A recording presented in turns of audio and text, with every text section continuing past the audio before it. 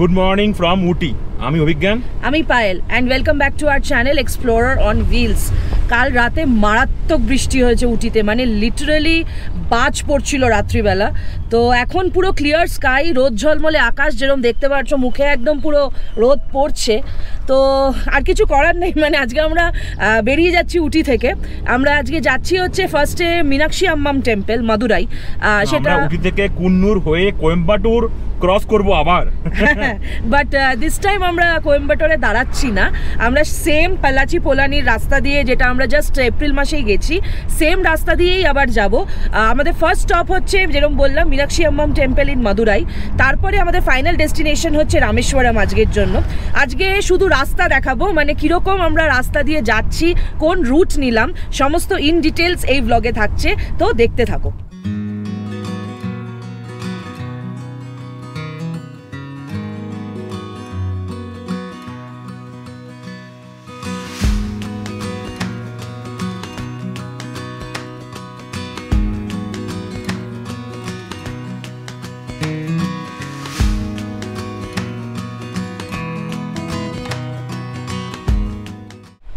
নেমে চলেছি ধীরে ধীরে, আমরা কুন্নুর হয়ে নামছি। এখনও 258 কিলোমিটার স্টিল মীনাক্ষী আম্মাম টেম্পল। আজকে রোদ আছে, কিন্তু কাল রাতে বৃষ্টি হয়েছে বলে চারিদিকটা বেশ মানে ক্লিয়ার হয়ে আছে আর কি, মানে আরও বেশি সবুজ সবুজ লাগছে দেখতে পাতাগুলোকে, যেহেতু পরিষ্কার হয়ে গেছে। আর চারিদিকটা বেশ মানে বেশ সুন্দর লাগছে।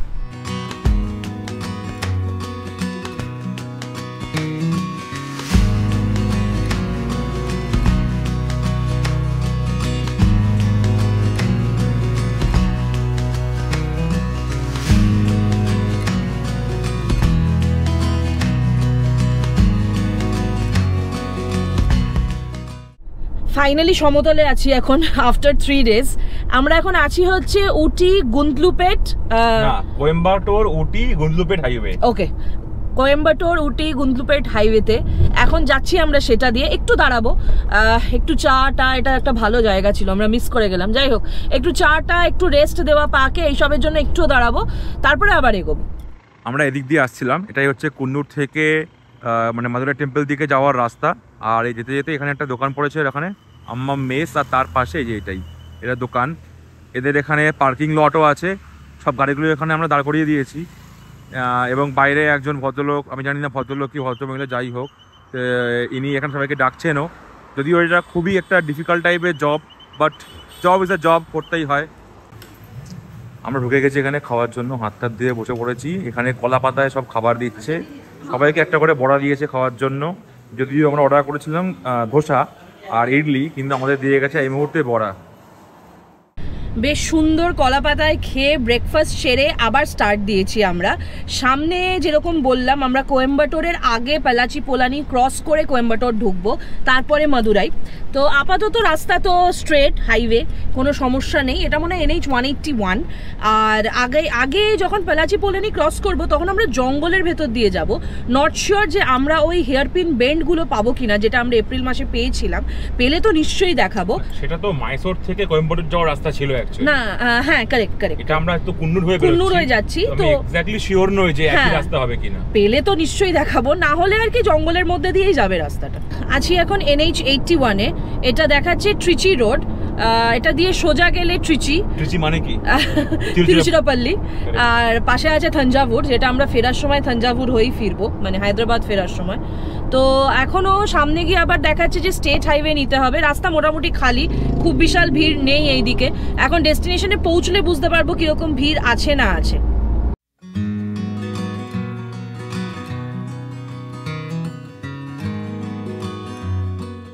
সামনে নারকেল গাছ, তার উপরে এরকম পাহাড় দেখতে পাওয়া যাচ্ছে, পাশে উইন্ডমিল। এসব হচ্ছে আবার আকাশে মেঘ একদম মানে ছেয়ে গেছে, এই হচ্ছে ভিউ। এসব দেখার জন্য রাস্তায় বেরোনো।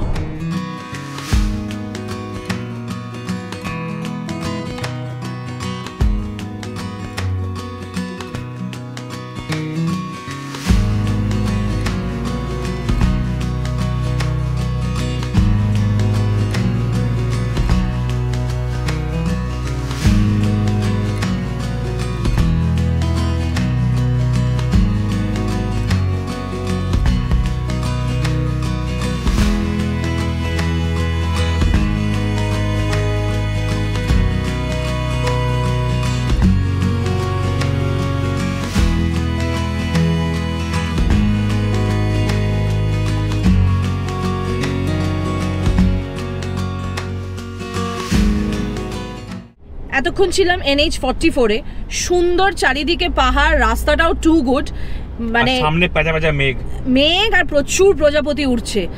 হঠাৎ করে একটা মানে ম্যাপে দেখালো যে কাট নিতে হবে, তো আমরা বাদিকে নিলাম। এটা হচ্ছে NH85।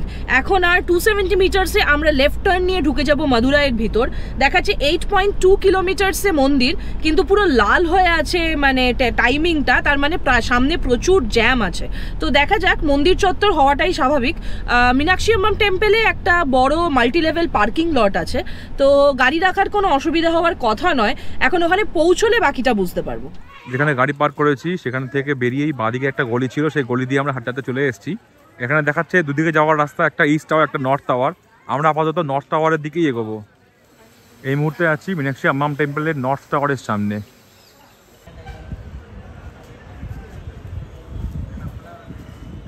টোটাল এখানে ঢোকার 4টে রাস্তা আছে, নর্থ, ইস্ট, সাউথ আর ওয়েস্ট টাওয়ার। এই মুহূর্তে আছি আমি ওয়েস্ট টাওয়ারের সামনে। তো এটাই সবথেকে কাছের হবে যেখানে চটি রেখে ঢোকা যায় বা ফোন রেখে ঢোকা যায়। তার থেকে কাদা আছে চারিদিকে, কিন্তু এটা হচ্ছে একদম কাছে, যার জন্য ঢোকাটা খুব ইজি ওয়েস্ট টাওয়ারে। তো রেকমেন্ড করবো ওয়েস্ট টাওয়ার দিয়েই ঢোকার। বেরিয়ে এলাম মীনাক্ষী আম্মাম টেম্পল থেকে। ভেতরে আমার এটা দেখে না বলে না না না, আসলে ঘেমে গেছে অসম্ভব, প্রচন্ড গরম। সকালে ছিলাম টেম্পারেচার 14, এখানে এখন 34।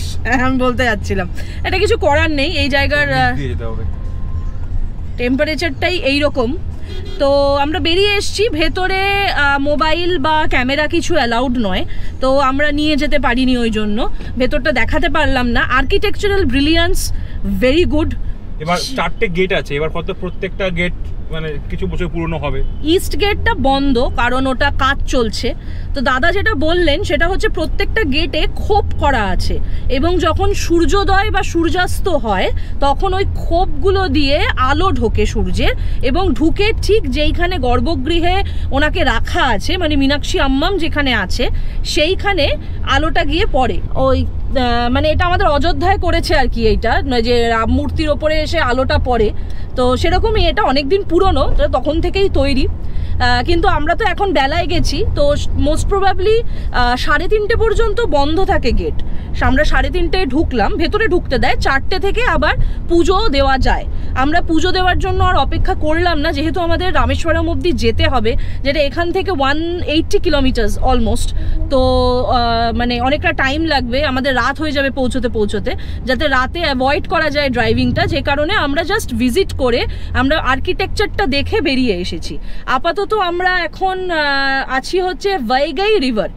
এই নদীটার নাম হচ্ছে ভাইগাই রিভার। আমরা তার পাশ থেকেই যাচ্ছি। টাইম দেখাচ্ছে 2 ঘন্টা 56 মিনিট লাগবে পৌঁছতে আমাদের হোটেল পর্যন্ত রামেশ্বরমে।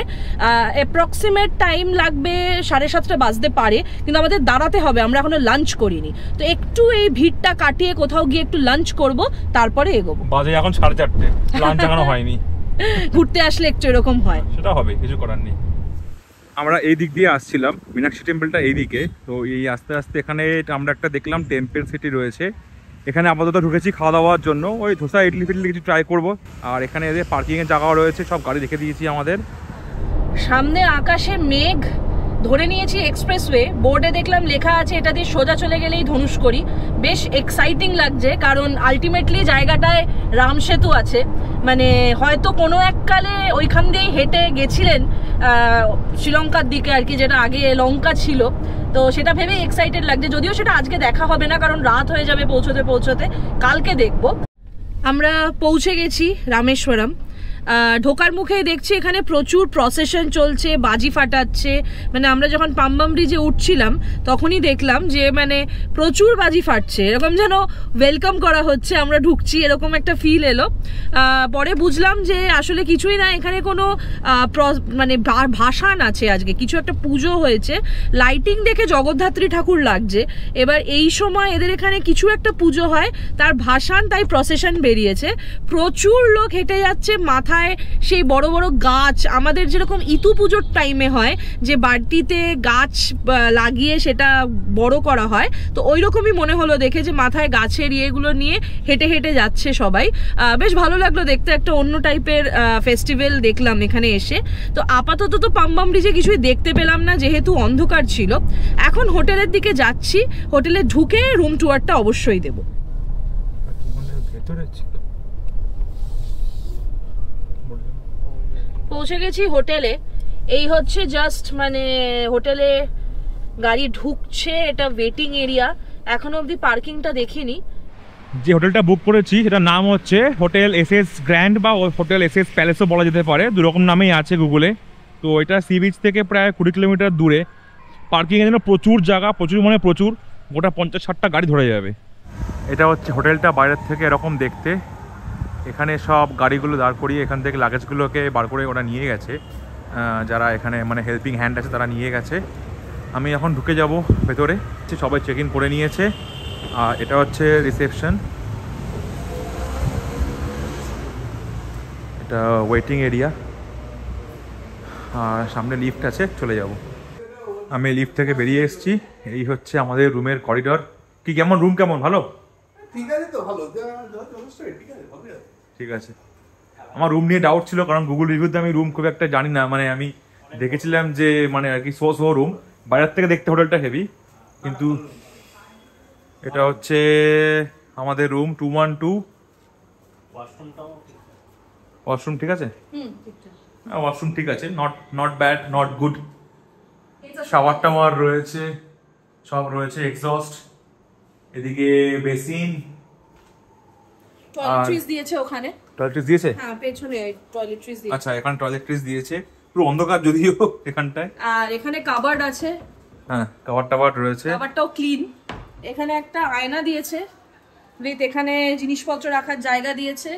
না, বন্ধ হয়নি, মিউট হয়ে গেছে। মিউট হয়েছে। হ্যাঁ, তো টিভি আছে, নিজের থেকেই চলছে। একটা বেড দিয়েছে, ফ্যান আছে, সাইড ল্যাম্প আছে। এসি নেই? হ্যাঁ আছে, এসি আছে, এটা সেন্ট্রাল এসি। হ্যাঁ, আর এখানে একটা সোফা, আর এখান দিয়ে মনে হয় রোড সাইড ভিউটা আছে। কারেক্ট, আমার তাই মনে হচ্ছে। এটা সরা যাবে এদিক থেকে, কারেক্ট। হ্যাঁ, কারেক্ট, এটা রোড সাইড ভিউ। ফার্স্ট ফ্লোরে আছি, এটা হচ্ছে রোড সাইড ভিউ। আমারটা কি সাইড? তোরটা ব্যাক সাইড। তোরটা ব্যাক সাইড ভিউ। তো পার্কিং এর দিকটা দেখতে পারবি। ঠিক আছে, রুম গুড এনাফ। তাহলে এই আমরা এখন রুমে এসেছি, একটু ফ্রেশ হব, একটু রেস্ট নেব। বাকি তো মেন অ্যাট্রাকশনস এই ব্লগেই আছে, কিন্তু সেটা আমরা কালকে যাব, থাকছে এই ব্লগেই। তাই see you in the attractions. Good morning from Rameswaram. আজকে 15th অগস্ট। সবার প্রথম সবাইকে happy independence day from explorer on wheels. সবার দিনটা খুব ভালো কাটুক, অ্যান্ড মানে রিসেন্ট টাইমসের যত ঘটনা ঘটছে সেই অনুযায়ী সবাই ইন ট্রু সেন্স যেন আমরা ইন্ডিপেন্ডেন্ট হতে পারি। আমি আর বেশি ডিটেলসে গেলাম না। আপাতত আমরা এগিয়ে চলেছি পাম্বান ব্রিজের দিকে। কালকে রাতে তো সেইভাবে দেখতে পারিনি, আজকে দাঁড়াতে দেবে কিনা জানি না, কিন্তু একবার চেষ্টা করব দাঁড়ানোর, না হলে এমনি জাস্ট ভিডিও করে বেরিয়ে যাব। আপাতত আমরা প্রথমে দাঁড়াবো হচ্ছে এক জায়গায় একটু ব্রেকফাস্ট করতে, তারপরে এগিয়ে যাব পাম্বান ব্রিজের দিকে। পৌঁছে গেছি খাওয়ার জায়গায়, গ্র্যান্ড দিল্লি ফুড প্লাজা। দেখি কিরকম কি খাবার দাবার পাওয়া যায়। সামনে গাড়ি রেখে ভেতরে ঢুকে দেখছি। তো এখানে সবই ভেজ অপশান, যেহেতু এটা মানে মন্দির এলাকা পুরোটাই, মানে পুরো এই আইল্যান্ডটাই মন্দির। আমরা সবাই জানি যে এটা শিবের জ্যোতির্লিঙ্গ আছে, তো সেজন্য এটা মন্দির এলাকা। তো এখানে যেখানেই খাওয়ার জায়গা আমরা পাচ্ছি না, এখানে সবই ভেজই অপশান। তাও আর কি ঠিক আছে, এখানে কিন্তু এসি বেসি নেই, ফ্যান ট্যান চলছে, সব কিছু রয়েছে। আমার মনে হয় ছোলা ভটোরা থেকে শুরু করে ইডলি দোসা সব অপশনই রয়েছে। আমরা নিয়েছি পোঙ্গাল, পায়েলও পোঙ্গাল নিয়েছে, সুভাশিস নিয়েছে মশলা দোসা, আর শ্যামলী বৌদি আর বিশ্বজিৎদাও নিয়েছে ধোসা। ব্রেকফাস্ট সেরে এগিয়ে এসেছি, সামনে ঢুকছে পাম্বান ব্রিজ, দেখাচ্ছি। পাম্বান ব্রিজ সম্পর্কে একটুখানি তোমাদেরকে বলি। 1918 সালে প্রথম রেলওয়ে ব্রিজটা তৈরি হয় পাম্বান ব্রিজের। ওটা longest, India's longest sea bridge ছিল। ওটা কানেক্ট করে মান্ডাপান মেন আইল্যান্ড উইথ রামেশ্বরম আইল্যান্ডকে। কিন্তু 1988 সালে ওটা, তখন কোনো রোড ব্রিজ ছিল না, তখন মানে জাহাজ করে বা ট্রলার করে গাড়িকে এপার থেকে ওপারে নিয়ে আসতে হতো। 1988 সালে রোড ব্রিজ তৈরি হয়, আর এটা লংগেস্ট সি ব্রিজ ছিল until Bandra Warli C link তৈরি হয়েছিল। কিন্তু 2022 সালে ওই রেলওয়ে ব্রিজটা পার্মানেন্টলি বন্ধ করে দেওয়া হয়। 1922 সালে না, 2022 সালে, কারণ ওটা খুব খারাপ অবস্থা হয়ে গেছে, মানে ইটস ভেরি উইক। তো নতুন করে রেলওয়ে ব্রিজ তৈরি হচ্ছে, আর এটার স্পেশালিটি হচ্ছে এটা ভার্টিক্যাল ব্রিজ হয়ে খুলে যায়, মানে মাঝখান থেকে উঠে যায়, যাতে বোট বা বড় জাহাজ পাস থ্রু করে যেতে পারে। তো এখন ওটারই অপেক্ষা যে নতুন ব্রিজটা হয়ে গেলে সেটা যেদিনকে ওরকমভাবে খুলে যাবে, ওটা সত্যি একটা দেখার মতন বিষয় হবে। এই হচ্ছে সেই রেলওয়ে ব্রিজ যেটা কনস্ট্রাকশন হচ্ছে। ওই পাশেরটা হচ্ছে নতুন ব্রিজ, এ পাশেরটা হচ্ছে পুরনো ব্রিজ যেটা এখন আর ইউজ হয় না। এই মাঝখানটা থেকে ব্রিজটা ওপরে উঠে যেত, তারপরে এখান থেকে জাহাজ যেত আর কি। ওইটাতেও হোপফুলি সেম হবে। এই পুরোটা রেলওয়ে ব্রিজটা পাম্বান ব্রিজ থেকে ক্রস করে দেখলাম ওপরে বোর্ডে একটা সাইন আরিয়ামান বিচ, সেটা ঝট করে ম্যাপে ফেলে চলে এসছে। এটা আমাদের প্ল্যানে ছিল না, যেহেতু হাতে টাইম আছে তাই ভাবলাম একটু এক্সপ্লোর করাই যাক। সে বিচের দিকে এগিয়ে চলেছি আপাতত। মেন রোড থেকে একটা রাইট টার্ন নিয়ে যেতে হয়, সামনে দেখা যাক। দেখাচ্ছে আর 1 কিলোমিটারের মধ্যেই বিচ। বলছে এখানে নাকি কিছু রিসর্ট আর শ্যাক্সও আছে, সামনে গিয়ে দেখাচ্ছি। সব তালপাতা শুকোচ্ছে দেখছি বাড়ির সামনে। বেশ একটা বিচ, গ্রাম, ছোট জায়গা এরকম একটা ফিলিং আসছে। বিচে ঢোকার জন্য এখানে চার্জ আছে। বাইক নিয়ে আসলে বা 2 হুইলার নিয়ে আসলে অটো, সেগুলো হচ্ছে 5 টাকা। কার, ভ্যান বা জিপ নিয়ে আসলে সেটা হচ্ছে 30 টাকা। আর বাস নিয়ে আসলে 50 টাকা। তাই আমরা এখন সেই টাকাটা দিয়ে স্লিপটা নিয়ে বিচের দিকে এগিয়ে যাব।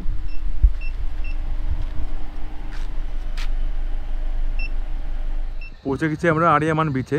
এই হচ্ছে এখানে পার্কিংয়ের জায়গা, যেমন দেখালো পায়েল 30 টাকা করে নিচ্ছে এখানে পার্কিং করার জন্য। আর এই চলে গেছে এদিকে সি বিচ, দোকানপাটও রয়েছে। এদিকে ঝাউ গাছ ভর্তি, আর এদিকে সাদা বালি, উপরে অনেক নোংরাও আছে বালির উপরে। সেটা কুকুর, ঘোড়া, আমি বুঝতে পারছি না কাদের নোংরা। এখানে লোকজন বোধহয় খেলাধুলা করে, গোলপোস্ট রয়েছে ফুটবলে খেলার জন্য। আর এই হচ্ছে এখান থেকে পুরো বিচ দেখা যাচ্ছে পরিষ্কার, যদিও বিচটা খুব একটা ক্লিন নয়, মানে চারিদিকে লোকজন নোংরাও করে রেখেছে। বাজে এখন 11টা, কিন্তু রোদ্দুরের যা তাপ তাতে ভালোই কষ্ট হচ্ছে। ওই দেখা যাচ্ছে দূরে একদম নীল জল। এখানে এরকম ছোট ছোট ছাউনি দেওয়া জায়গা রয়েছে, এর নিচে ছায়া দাঁড়িয়ে একটু রেস্ট নেওয়া যায়, কারণ অনেকটা হেঁটে হেঁটে এসছি। আর এই হচ্ছে সমুদ্রের জল, জলে কিন্তু ঢেউ নেই। লোকজন একটুখানি গিয়ে দেখছে একদম গলা অব্দি ডুবে আছে, কিন্তু ঢেউ সেরকম এক ফোঁটাও নেই। নিশ্চয়ই আওয়াজ পাচ্ছ, এসি ফুল ব্লাস্টে চলছে। টেম্পারেচার কি বলছে বাইরে 33, কিন্তু মানে লিটারালি ফিলস লাইক 43। বিচ বলে কথা। দেখলাম কারণ মেইনলি হিউমিডিটি আর অসম্ভব ঘাম হচ্ছে। বহুদিন পর হায়দ্রাবাদে এই প্রবলেমটা আমাদের নেই, যেটা তোমরা জানো। ওখানে পুরো ড্রাই, একদম ঘাম হয় না। আর এখানে আমরা কলকাতাওয়ালি ফিল আসছে, মানে যে ঘামটা ওখানে সারা বছর হয়। তবে খুব ভালোই লাগলো বেশ, কারণ প্রথমবার কোনো সমুদ্র দেখলাম যাতে কোনো ঢেউ নেই, আর জলের রংটা অসাধারণ। কিন্তু পাম্বাম ব্রিজের ওখানে যে রংটা দেখেছি সেটা আরও বেটার। এটা নীল আর সবুজের মিক্সচার, ভালোই লাগছিল বেশ, কিন্তু খুব ডিপ জলটা। যা বুঝলাম লোকজন একটুখানি নেমেই মানে প্রায় গলা পর্যন্ত ডিপ। আর চারিদিকে বেশ সুন্দর শ্যাক্স আছে। আর হ্যাঁ, আরেকটা কথা, আমরা কিন্তু ছিলাম পাহাড়ে, তারপরে গেলাম জঙ্গল, মানে শুরু করেছিলাম জঙ্গল, গেলাম পাহাড়, একদিনের মধ্যে সমুদ্র, আর মন্দির দর্শন তো আছেই। তো সব কিছু একটা ট্রিপের মধ্যে আমরা কভার করছি, এবং এটা সম্ভব কারণ আমরা গাড়ি নিয়ে বেরিয়েছি। রোড ট্রিপ, এই সব কিছু রোড ট্রিপ করেই পসিবল করা যায়, কি তাই তো? একদম একদম। পাম্বান বিচ যেমন দেখালাম সেটা ক্রস করে এসে গেছে এই মুহূর্তে এপিজে আব্দুল কালাম ন্যাশনাল মেমোরিয়ালে। আর তার ঠিক উল্টো দিকেই এখানে পার্কিং করার জায়গা আছে। এখানে বিশ্বজিৎদার গাড়ি রাখা, আর আমার গাড়ি এইখানে রেখে দিয়েছি। আজকে 15ই আগস্ট আমাদের ইন্ডিপেন্ডেন্স ডে। সেই ইন্ডিপেন্ডেন্স ডের দিন এপিজে আব্দুল কালামের আমরা মেমোরিয়ালে এসেছি। এটা একটা খুব মানে একটা সুন্দর দিনে এখানে এসেছি আমরা। যাই হোক, ভেতরে মোবাইল অ্যালাউ না বলে দেখাতে পারবো না। তো এই বিল্ডিংয়ের ঠিক উল্টো দিকেই এখানে মোবাইল লকার রাখার জায়গা আছে। এই যে মোবাইল লকার, এটা মোবাইলের ক্লোক রুম। তো এখানে মোবাইল রেখে ভেতরে ঢুকতে হবে। ভেতরে কোনো এন্ট্রি ফি নেই, টিকিট বোধহয় দিচ্ছে না, যেটা কিছু ঢুকতে পারে ভেতরে। বেরিয়ে এসছি মেমোরিয়াল থেকে। ভেতরে ফোন বা ক্যামেরা কোনোটাই অ্যালাউড নয়, তাই নিয়ে যেতে পারিনি। এটা অ্যাকচুয়ালি ওনার সমাধিস্থল, মানে উনি শিলংয়ে যখন বক্তৃতা দিতে গিয়ে ওখানে হার্ট অ্যাটাক হয়ে উনি মারা যান, তখন ওনাকে নিয়ে আসা হয় এবং এখানেই সমাধিস্থ করা হয়েছে। তো সেটাকে ঘিরে এই মেমোরিয়ালটা তৈরি। ওনার জীবনের সমস্ত কৃতি কাজকর্ম, বিভিন্ন সময়ের ছবি, বিভিন্ন মানে কৃতি লোকজনদের সাথে ওনার ছবি, ওনার কিছু ইনভেনশনের কথা, ওনার ব্যবহৃত কিছু জিনিসপত্র, জামা কাপড়, ল্যাপটপ, অফিস ব্যাগ, এমন বিনা যেটা উনি বাজাতেন, চটি, জুতো, কাপ প্লেট, সমস্ত কিছু এখানে রাখা আছে। কোনো টিকিট লাগে না, ঢুকে সুন্দরভাবে দেখে বেরিয়ে আসতে হয়। বেশ ভালো জায়গা, একটা মাস্ট ভিজিট প্লেস যারা এখানে আসছে তাদের জন্য।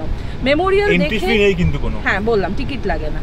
বেরিয়ে এসে আমরা এখন এগিয়ে চলেছি ভিলুন্ডি তীর্থমের দিকে। মেমোরিয়াল থেকে এটা 2.8 কিলোমিটার দেখাচ্ছে আমাকে, 6 মিনিট মতো লাগবে। ভিলুন্ডি তীর্থমের জায়গাটা সম্পর্কে একটু বলি। যদি আমরা মাইথোলজিতে বিশ্বাস করি আর কি, তাহলে যখন যুদ্ধের পর রাম এবং সীতা যখন ফেরত আসছিলেন, তখন মা সীতার জল পিপাসা পায়, কিন্তু সমুদ্রের মাঝে সব জলই তো নোনতা। তো তখন রাম কি করে, রাম বান মেরে এই কুয়োটা তৈরি করে এবং বলা হয় এটা সমুদ্রের মাঝে, কিন্তু জলটা মিষ্টি। এবার সেটা কতটা সত্যি ওখানে গিয়ে দেখতে পারবো। এখনও জল আছে এবং ওখান থেকে একজন দাঁড়িয়ে থাকে, সে একটু করে জল তুলে সবাইকে দেয় টেস্ট করার জন্য। তো সেটা গেলে দেখতে পারবো। এখন আপাতত চলেছি সেই দিকেই, এগিয়ে চলেছি ভিলুন্ডি তীর্থমের দিকে। রাস্তা ভীষণ সরু, কিন্তু গাড়ি দেখছি না খুব একটা। আর এটা আমি পড়েও ছিলাম যে খুব একটা লোকজন এই দিকটায় আসে না। পৌঁছে গেছি আমরা ভিলুন্ডি তীর্থমের রাস্তায়। তো বেশ রাস্তাটা সরু, শেষের দিকে এসে গাড়ি এখানে পার্ক করে দিয়েছি গাছের ছায়ায়।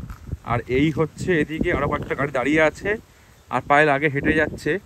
তো ওই দেখা যাচ্ছে সমুদ্র, ওখানে ওখানে আছে। একটু এগিয়ে ওখানে দেখা যায় হচ্ছে ভিলুন্ডি তীর্থম। গাছের ছায়া দাঁড়িয়ে আছে, সুন্দর হাওয়া দিচ্ছে। তো এটা একটা শিব মন্দির। আর এই যে দেখা যাচ্ছে ব্রিজ, ওর শেষ প্রান্তেই হচ্ছে সে সীতাকুণ্ড বা ভিলুন্ডি তীর্থম। এবং এই ডান দিকে তার ইতিহাস লেখা আছে। যেখানে রামায়ণের ইতিহাস আছে সেখানে তো হনুমানকে থাকতেই হবে। তো এখানে এই শিবলিঙ্গের মন্দিরের পাশেই একটা হনুমানের মূর্তিও আছে। আর এই হচ্ছে সেই রাস্তা বা ব্রিজ বলা যেতে পারে, যেখানে রামচন্দ্র বাণ নিক্ষেপ করে সীতার জন্য জল তৈরি করে দিয়েছিলেন। এখানে ভাবা যায় চারিদিকে তো এটা নোনা সমুদ্রের জল, তার মধ্যেও কি সুন্দর নাকি মিষ্টি জল পাওয়া যাচ্ছে। এখানে লোক খুব একটা আসে না, কিন্তু আমি এটা গুগল থেকে পড়ে দেখলাম খুব সুন্দর জায়গা, তাই ভাবলাম যে না, এই জায়গাটা আমাদের এই ট্রিপ প্ল্যানে রাখতেই হবে। এই হচ্ছে সেই ভিলুন্ডি তীর্থম। সামনে দেখতে পাওয়া যাচ্ছে কুয়োটা, ওটাই বোধহয় এই মুহূর্তে বাঁশ দিয়ে ঘিরে রেখেছে যাতে কেউ পড়ে না যায় ভেতরে। আর এইদিকে হচ্ছে সমুদ্র, এখানেও কয়েকটা নৌকা রাখা আছে। জলটা কিন্তু পুরো পরিষ্কার স্বচ্ছ, একদম সবুজ নীল রঙের জল। এখানটা জলটা একটুখানি সবুজ বেশি, নীলটা কম। এই সেই জায়গা, তাই তো? এই হচ্ছে সেই কুয়ো। নিচে জল দেখতে পাওয়া যাচ্ছে, কিন্তু অনেকটা নিচে। এই যে আমি কথা বলছি, এখানে পুরো শব্দটা ইকো হচ্ছে। সামনে যে ভদ্রলোক হেঁটে যাচ্ছে, সেই ভদ্রলোকের কাঁধে যে বালতিটা আছে, এই বালতিটা করেই উনি নিচে ফেলবেন, সেখান থেকে জল তুলে আনবেন। তো পায়েল দেখবে টেস্ট করে জলটা কিরকম খেতে। আদৌ যেটা আমাদের মাইথোলজি বলে যে মিষ্টি জল কি নোনতা জল, সেটা দেখবে পায়েল টেস্ট করে।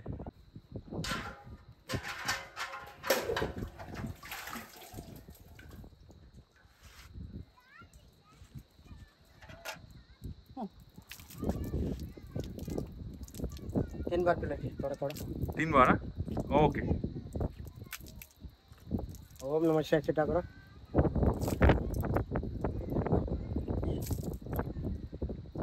ओम नमः शिवाय। খেলাম মিষ্টি, মানে আমাদের মতো নর্মাল জল, সমুদ্রের মাঝে নর্মাল জল। এবার সাইন্টিফিক্যালি দেখতে গেলে ওটা প্রচণ্ড ডিপ। তো মানে ওই ডিপে গেলে যে কোনো জলই আর কি নর্মাল জলের মতনই খেতে লাগবে, সে সমুদ্রের মাঝে হোক আর যাই হোক। কিন্তু ওই আমি এসেন্সটা ঠিক নষ্ট করতে চাইছি না। বেশ ভালো লাগছে এটা ফিল হয়ে, যে যেখানে রাম আর কি বানটা মেরেছিল সেখান দিয়ে জলটা খেলাম। এটা একটা আলাদাই ফিলিং, বেশ সুন্দর। তো একজন যিনি আছেন উনি মানে ওনাকে একটু কিছু দিলে ওনার ভালো হয়, কারণ উনি যেটা বললেন যে দিনে 4টে লোক 3 ঘন্টা করে ডিউটি, তো হয়তো বেশি পানও না। তো তোমার যা ইচ্ছা আর কি দিতে পারো। উনি একটুখানি ঘাইঘুই করেন, কিন্তু তারপরে আর কি তোমাদের যা ইচ্ছা। কিন্তু ভালো এক্সপিরিয়েন্স, গুড এক্সপিরিয়েন্স। উনি নিচ থেকে পুরো জলটা তুলে 3 বার জল খেতে বলেন, আর 3 বার নিজের ওপরে জলটা ছেটাতেও বলেন, ওম নমঃ শিবায় বলে। ওম নমঃ শিবায় বলে। ভালো, গুড এক্সপিরিয়েন্স। যেখানে আমরা সকালে ব্রেকফাস্ট করেছিলাম, আবার সেখানেই ফিরে এসেছি, the grand Delhi food plaza. সেখানেই আমরা লাঞ্চ করছি। সুভাশিস নিয়েছে কার্ড রাইস আর বিশ্বজিৎ দ্বারা নিয়েছে হচ্ছে সাউথ ইন্ডিয়ান থালি, পায়েল আর আমি নিয়েছি নর্থ ইন্ডিয়ান থালি। তো দিয়েছে হচ্ছে এরকম আইটেম, ভাত রুটি যেটা আমি হাফ খেয়ে ফেলেছি, স্যালাড, এটা বোধহয় বুন্দি রায়তা, এটা বোধহয় পনির, এটা ডাল, এটা হচ্ছে ধনেপাতা আর ফুলকপির একটা ভাজা।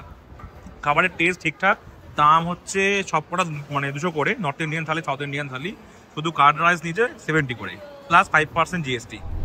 মাঝখানে কিছুক্ষণের জন্য হোটেলে গিয়ে একটু বিশ্রাম নিয়েছিলাম, কারণ প্রচণ্ড রোদ ছিল, বেশ কষ্ট হচ্ছিল বাইরে। এখন বাজে হচ্ছে 4:30, আমরা বেরিয়ে পড়েছি আবার। এখন অন দ্য ওয়ে পড়বে ঘোষ টাউন অফ ধনুষকড়ি। এটা tsunami village actually, commonly known. সুনামির পরে এই গ্রামটা পুরো বিধ্বস্ত হয়ে গেছে, মানে কিছু নেই, মানে ধ্বংস। শুধু কতগুলো ওই লাস্টের ওই ঘরের কিছু পড়ে আছে, আর একটা যা শুনেছি একটা চার্চের একটুখানি কিছু পড়ে আছে, আর কিচ্ছু নেই। তো সেই দিকেই যাচ্ছি আপাতত। তারপরে যাব হচ্ছে ধনুষকড়ি বিচ, আরিচাল, মুনাই সানসেট। আচ্ছা, আর লাস্টে যাব হচ্ছে রামেশ্বরম টেম্পল। কিন্তু হ্যাঁ, টেম্পলের ভেতরে ফোন অ্যালাউড নয় অ্যাজ ইউজুয়াল। তো ভেতর থেকে বাইরে এসে জানাবো কিরকম লাগলো। জ্যোতির্লিঙ্গ প্লাস ধাম, এটা একটি 4 ধামের এক ধাম। 4 ধামের এক ধাম। হ্যাঁ, বাই দ্য ওয়ে এখানে অনেকেই ভাবে যে 4 ধাম মানে হচ্ছে, আমরাও ভাবতাম গঙ্গোত্রী, যমুনোত্রী, কেদার, বদ্রী, কিন্তু সেটা হচ্ছে উত্তরাখণ্ডের 4 ধাম। আমরা যদি অ্যাকচুয়ালি 4 ধামের কথা জানতে চাই তাহলে সেটা হলো বদ্রী, পুরী, রামেশ্বরম অ্যান্ড দ্বারকা, মানে 4 দিকে 4টে ধাম।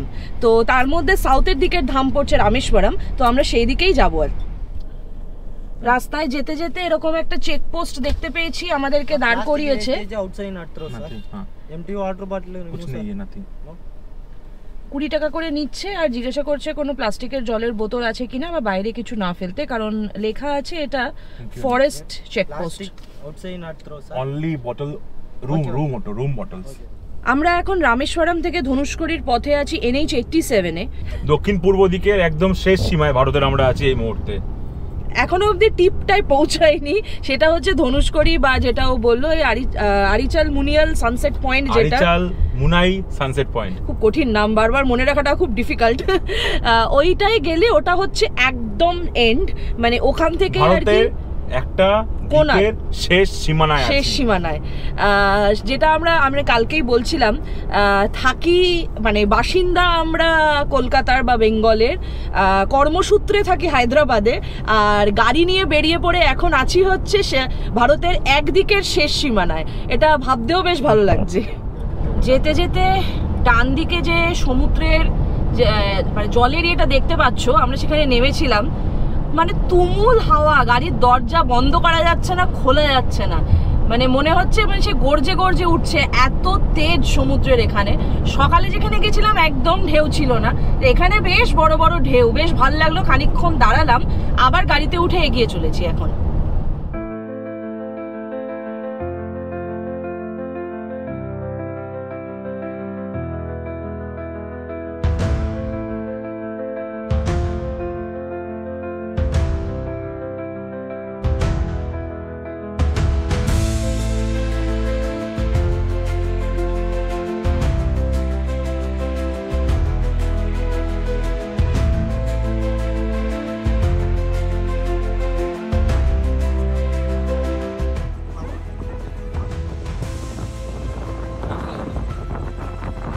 ওয়ান বাকেট লিস্ট ডান। একদম ভারতের দক্ষিণ ভাগের শেষ প্রান্তে দাঁড়িয়ে আছি, একদম ল্যান্ডস এন্ডে একদম। আলাদাই ফিলিং।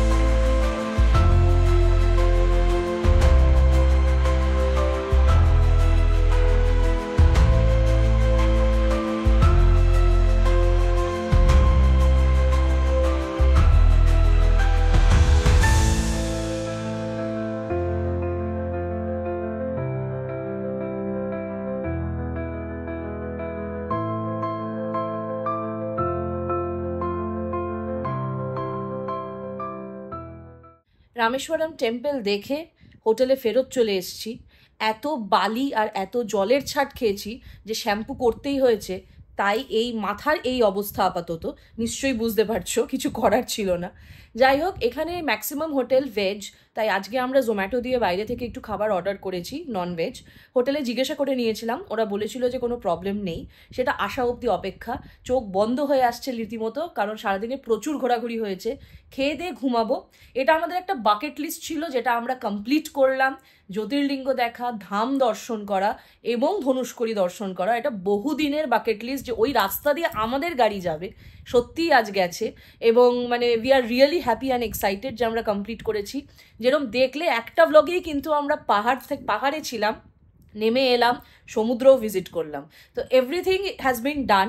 আমরা নেক্সট এখান থেকে বেরিয়ে যাব, আমরা বাড়ির পথে যাব, কিন্তু আমাদের একটা হল্ট আছে ভেলোরে, কারণ মাঝখানে আমরা থাঞ্জাভুরে যাব। সেখানে আছে হচ্ছে বৃহদেশ্বরা টেম্পল, যেটা আমরা ভিজিট করব, কিন্তু সেটা আসছে নেক্সট ব্লগে। তাই সেটা অবশ্যই দেখো, কারণ এটার আর্কিটেকচারাল ব্রিলিয়ান্সটা হিউজ।